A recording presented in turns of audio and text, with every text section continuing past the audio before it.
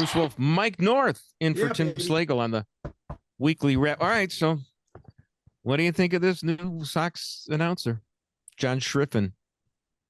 Well, he came under tough circumstances. I don't think he's a Chicago guy. I don't think he was a good hire. He doesn't know the history of the team. He called Bill Veeck. Phil Veeck. Yeah, that's not a good thing. I mean, that's like calling Phil Wrigley. That would be a problem. You know, I remember John Madigan of News Radio 78. And the father of Amy. Oh, there we go. Yeah. Boy, think of that. And Landecker is the father of an Amy too, right? Yeah. He's an actress. Anyway, so Madigan is doing, this supposedly highbrow analysis on WBBM radio, and he called him, and this is back in the day when Veeck was around. He called him Veeck. Yeah. So I give the guy a little. But he goes, the Sox win the game. He goes, how's that for all the haters out there? Well, White Sox fans are critics. Now, I remember a guy back 20 years ago that came into town. Bruce, you know about these guys. They come out of another market and they're flexing their muscles. And his name was Peter Brown from WMVP. And I remember him from Cleveland. Oh, okay. And he came in and he started down in Chicago teams right away and Chicago fans. And he really wasn't Chicago's very own, so to speak. He wasn't a Wolf. He wasn't a guy north. He wasn't guys from the city who grew up in town. He wasn't a Grobstein. He wasn't a McNeil. So the same thing goes for this guy. He's from out of town. He's a Dartmouth graduate. I don't know what the fascination is. Well, let's really get controversial here. Okay. You really want to? All right. So I don't know. I don't like pushing the envelope. You know that. I'm leading Mike North right down the garden path. I still want you to get into a lot of trouble, even though it's kind of difficult nowadays. But so Mark Potash of the Sun Times. My buddy. Yeah. Okay.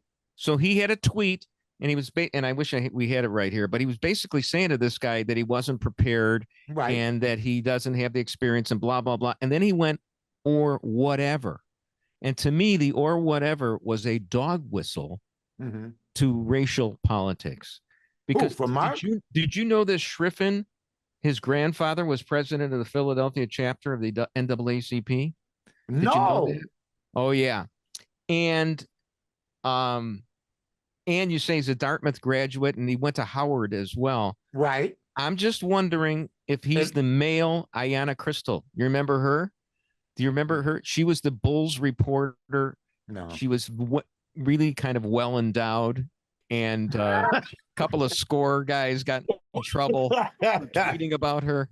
No. And she had risen to her a level of incompetence because of, like the president of Harvard, Claudine Gay, who it was one of those situations. Do you think that this was like some sort of political hire? I'm wondering if I think the question has to be asked: how did this guy rise through the ranks and get this? I don't know. Is it partly input? Because that's what to me, when Potash says or whatever, that's what I'm wondering. I know Brooks Boyer over there does the hires. I mean, nobody's really talked to him, or maybe he's involved. The White Sox are involved in basically giving everybody an equal opportunity, from what I understand. As long as you were with the Kansas City Royals. Well, that's true. And I've always said this to Jerry Reinsdorf. I'm all for inclusion if the people you include are good. Yeah. If they're not good, I mean, and he's made some hires of all types that weren't good. So to me, he's had bad announcers before. Okay. And they've never, Steve Stone keeps hanging around. He's got to break this kid in. I have nothing against this kid, except he's not. He doesn't know anything about the White Sox. He's not good. He doesn't know anything about the White Sox. Well, here's the thing. I mean, and I don't know, because you can't take a job and not know the history of the team if they're going to have the number one job for that team. I've listened only to about 5 or 6 innings. That's all they're worth. Yeah, and I thought he was okay. He wasn't. What'd you think of Benetti? Did you like Benetti? Not really. Okay. I was not a fan. Look, I come from the greatest announcer who ever lived was Brickhouse, period. In Wee!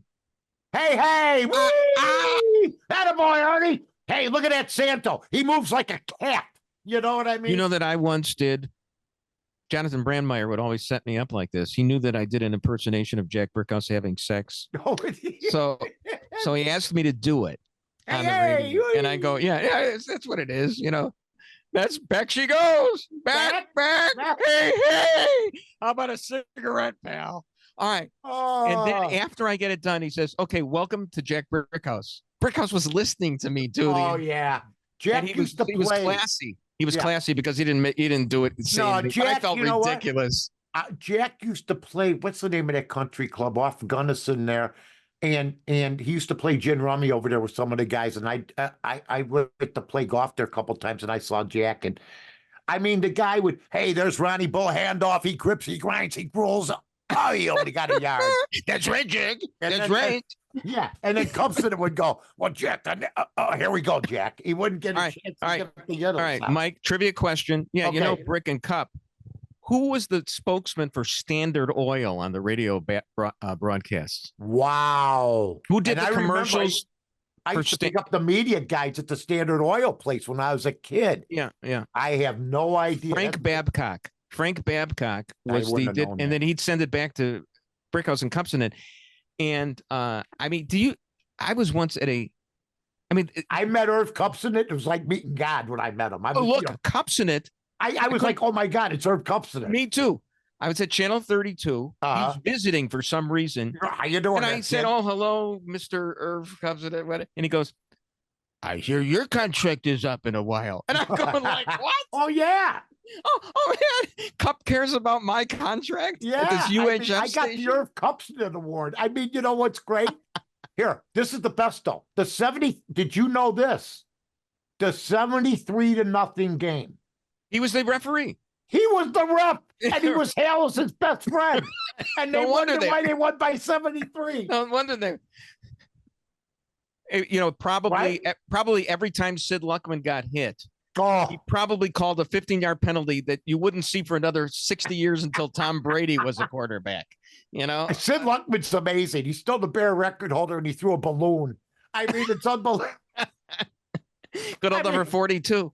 The ball was actually almost like a basketball when he threw it. It's crazy. Yeah, I mean, they always show that footage, and all I can think of when they show that footage is the footage that you used to see of the Three Stooges. Of course, Three Little Piggies or whatever. I mean, my God. I mean, but Sid Luckman was great because I met him at Gibson's, and there's the Bears leading passer. Yeah, he's like 80. Yeah, and he still was, and he would come outside immaculate. He was partners with Hallis and a lot of things. Sure. So you saw him at Gibson's. See, not Gibson, Sweetwater. Well, Cupson would report that he was in booth 1 at the pump room. No, he's sightseeing. Sid Luckman, morning madcap, Wally Phillips. What happened to Sneedlings? Gesundheit. Sneedlings. So this kid, I'm too old to be able to, make. No, you're not. Don't be hard on yourself. I mean, I thought he was okay, and it's okay to bring in somebody. He's not that good, Mike. I think you'll agree with me. It's like, and here's an analogy that I'm sure you'd relate to. It was like when Leonard Bernstein and Jerome Robbins were writing West Side Story. Wow. They said, let's bring in this kid Sondheim. He hasn't written a Broadway musical number yet, but let's bring him in. Yeah. Okay. And they did, and it worked. So sometimes you gotta bring in somebody from the outside like that. And Leonard Bernstein, you know what? My dad liked that some kind of thing every so often. When he came on, and I was a kid, that was bad news for us kids in the family because we had to watch that. You had to watch Leonard Bernstein conducting? Yes. Well, you would love this. I mean, wouldn't love it that much. There's this guy, John Podhoretz. He writes for Commentary Magazine. There's this new Leonard Bernstein movie. There's this new Leonard Bernstein movie that came out. Is it an accurate portrayal? No, it's not, because they don't mention anything about the Black Panthers or anything. Does he like girls? And Podhoretz basically talks about how Bernstein was just hamming it up with the conducting, with the gesticulating. It was not necessary whatsoever. It was garbage. Oh, yeah. Total garbage. Oh, yeah. That, I mean, there's been some bad conductors. You can name. Oh, come on now. He was overrated. Who's the greatest conductor and music originator of all time? And he he did Robin Hood. He did all the great movies. Max Steiner. Look, Max Steiner, ladies and gentlemen. All the great movies. Casablanca, Robin Hood. Gone with Max Steiner. That's the man. Yeah. I'll tell you, I still can't get over when Mickey Mouse went up to Leopold Stokowski in Fantasia. And, you know, that to me, that was the end of civilization. I couldn't believe it, you know? Yeah, Leo let Mickey get a little bit too far. Oh, man. Well, I think we should just end this right now with a quick 1 minute thing on, you know, because we're talking about conductors. And that's a little hoity-toity for our audience. You were a hot dog guy. Right. We were talking on Twitter the other day about Ruby's Red Hots, which my parents' friends owned on Rockwell off Devon. Well, you came up with what was the place? I know them all. What was the place on Devon and Rockwell? I go, it was a side street place. Exactly. I go, and I go to Bruce, and I know I shocked you. I go, Ruby's? Exactly. And Bruce goes, it's hard to sense excitement on Twitter, but yes. No, that was totally because you knew the name of the restaurant that my parents' friends owned. Because I worked for the Park District. I worked for the city. We went all over. And I ate at that place, and they had a counter when you walked in. It was very nice, couple booths. It was off the street. And Mike, we got to go right Chinese now, joint, Cow Cow. Yeah, Cow Cow. But between the two of us, I think we have enough memory that, you know, that it would be okay, you know, for us to function in society now. Because Well, no, our problem is nowadays you just go to computer. There we go. Yeah, all right. Mike, will you please come back in another 5 years? Okay. Whatever, my friend. Okay. Love you. Bruce Wolf, Mike North. All right, guys. Weekly Wrap. And that's the Weekly Wrap on radio and television. Follow Bruce at Bruce Wolf Shy on Twitter and Tim at timslagle.com. The Weekly Wrap with Bruce Wolf, a CP Pods production.